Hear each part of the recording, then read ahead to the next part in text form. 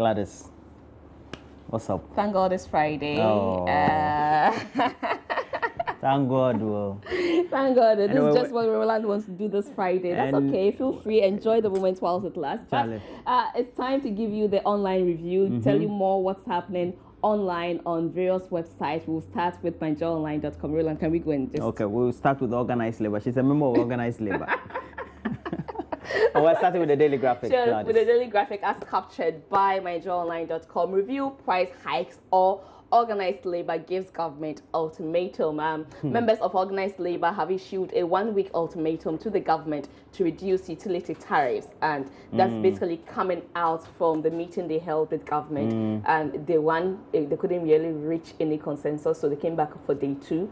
And this is the ultimatum that's coming out. It's a long time we've seen the media cover some strike action. They won't be bad if they go at least do some. The year has just started, actually. We just, so just the 8th day, just 1 week into the year. We're warming up. This is kind of a warm-up towards that one. This time, we hope that we can inject the dead goods. But I hope the government also listens to them.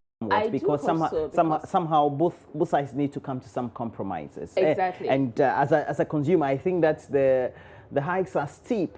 They are. They are. If I look at utilities, I look at the petroleum prices to Charlie. Ebiwom. To the extent that now investments are being taxed too. I mean, that's just a bit too much. Did I say a bit? That is way too much. Way too much. We need to survive. It's true. And especially in the wake of far, gotten everything like that. Yesterday I was watching some of the pictures on there were on my online. Over 24 hours. Yes, that's what I monitored on the net. Yes, and that's just about what we knew about. I'm sure there could be more that some we smaller knew. ones. Yes. Yeah, other ones that happen on the motorway and things like that. One, some small bush. We don't even count them. Maybe that one we should also be so we need a countdown. Okay, so we have Kumasi Central Market in flames. Yeah, so lots of properties were lost. I saw one report. A reporter wrote that the yams and food items were burnt to ashes. And I was like, is that all that were burnt? How about the other properties lost? Yeah. But I mean, seriously, too many. Ashaman, Kumasi. We had the Nkoko. We had the there was Malata, a household also in flames like that, and it's really it's not good to start a year like that. But I also think that we as citizens should be a bit more careful and cautious about some of our practices. We need to take our safety seriously. We shouldn't always wait for the bigger thing to happen and call on government to come in. Then it is too late at that point. Yes. Sure. Okay, we also have the story, court freezes bank accounts of Sylvester Mensah. You go to the Daily Guide. It also says that EC bonds to go register board appointments. Pressure Group Progressive Nationalistic Forum, PNF, is calling for the head of the chairperson of Electoral Commission, Charlotte Osei, for allegedly compromising her position. She is said to be holding another public office while serving as the electoral head of the country. And so it's either here or there. Really hot. Pressure group for the purpose actually. Yesterday I was trying to imagine that if I was here, how would I be? Would I be feeling so cool, or would I? No, but that's because it's not with a lot of heat. Yeah. I'm sure she knew what she was in for. So Ghanaians reject Al Qaeda terrorists, and apparently Ghanaians are seething with rage over the decision to allow 2 Al Qaeda suspected terrorists to be hosted in the country for at least the next 2 years. What even to me makes this a lot more interesting on social media, even on the graphic main page. You get to have instead a comment from one of them saying that he is happy to be in Ghana. Oh, really? I said, yeah. I don't know, but seriously, maybe I did not really understand the semantics that go into agreeing to accepting them into the country. But let's cast our mind back to Kenya. Let's go to France. Who were the people who were involved in the bombings and the attacks and all? If we do a bit background check, we realize that there were such people accepted into a country that actually became a point of contact for such things to happen. So I don't, with my naive mind, I don't know, but because for example in Kenya they take in a lot more Somalians because also they're just neighbors. Yeah. And what even triggered a lot more of it was that the Kenyan army was also in Somalia trying to find the the rebels and insurgency trying to bring peace across the border areas. Came and before anybody the point is, you just don't have to flirt with them. But we seem to be flirting with fire. Hospitable. I mean, hey, we see fire, we put our hand in, and we think we fetch water here, so just quickly send your hand. But the water is also heating up. You never know when the water will boil, and by the time you realize your hand is burning, you come in, it's hot water. So interesting. We have on the front page of the Weekend Finder, justice now for the rich. Legal fees rise astronomically. No comment. Okay, it says an increasing rise in the cost of accessing justice in the country is fast becoming a major disincentive for many Ghanaians who may wish to seek legal redress at the law court. You know, this was introduced a year or two ago, and there were concerns that it was too steep, but they said they will introduce them over time, including the insurance premiums as well. And I know that came with too many increases, but we shall survive. We are poised for a lot of success and, you know, goodwill. Election year and everything is shooting up like that. So we'll shoot everything up. I'm telling you. Well, Doom Sorry Branded. We'll shoot it up. We'll shoot everything up. Okay. Doom Sorry Branded. You may have lights, you cannot use it. Oh, Charlie, this one there. Okay, so when the Ministry of Power announced a few weeks ago of an end to the 4-year-old power crisis that has bedeviled the country, many were those who doubted its feasibility. What it's true is that many households in parts of the country still have lights in their home, even after the Yuletide, except that the currents are so low it is almost useless. I've been experienced. I don't know whether you know. Sometimes they said that it's localized problems and things. Yes. Sometimes you see my current, and then sometimes I get face. No, you know, some faces are off. No, so rebranded also goes with repackaging. I mean, if you rebrand, you need to repackage, make it more attractive. You know, so now you have the lights. Use it. I think this one is power rationing innovation. It's a new textbook phenomenon. We need to make sure that those who are studying go a bit into electrical, that and come up with designs that make it very, very feasible and attractive and convenient. Doom Sorry package. Today newspaper has a story. Fire guards Kumasi Central Market. We've looked at this on the front page of the freezer slice accounts. Yes, we did that on. And then we'll look at BNFT, and it talks about.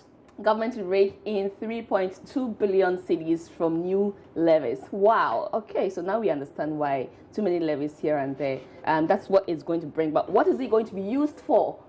Is it going to decorate our, reserve, or it's going into help with elections?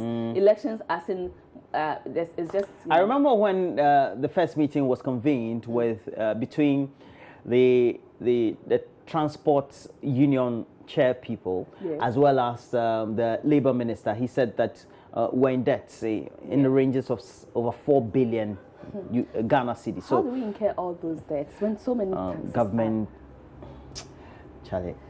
Let's read this one. We don't understand the simple basics. This is the last one. Government faces 800 million Ghana cedi loss on oil price fall, and it's because the prices are falling further, even though our tariffs are increasing, though. But at least the fall in crude oil prices to about $32 per barrel could mean the government runs the risk of losing close to $200 million, approximately $800 million Ghana cedis and benchmark petroleum revenues, after government had used the current pricing of some $53.02 as price per barrel as its benchmark price for this year and for its budgeting purposes. You see, well, let me just talk like a layperson. I don't understand. Indeed, you're a layperson. Yeah. Yes, so I don't understand these figures. You know why? Because you still see a lot of money being used without reasoning. I mean, pardon my language, but people in government, people in position spend, and you ask too many questions. For instance, we call this very basic, but if I am buying my own fuel, I will not park my car and for 3 hours have my engine running because I need my AC. So you're saying that they should live by example, and then the citizenry will see that they are empathizing. We will emulate, because we always want to emulate from our elders, and so once they are in leadership positions, elders. Yes, we want to emulate from them. Some of them are your age. No. I get that as City FM. We're looking at City FM online. City FM Online. Fred, let's go there. All right, so City FM Online, Parliament rather misled Ghanaians on energy levy. Let's go into that story and see how they misled us. Because you remember I told you that Parliament, you go there, some of these things these days are through the back door, and some of them come out to cry, but it passed through Parliament.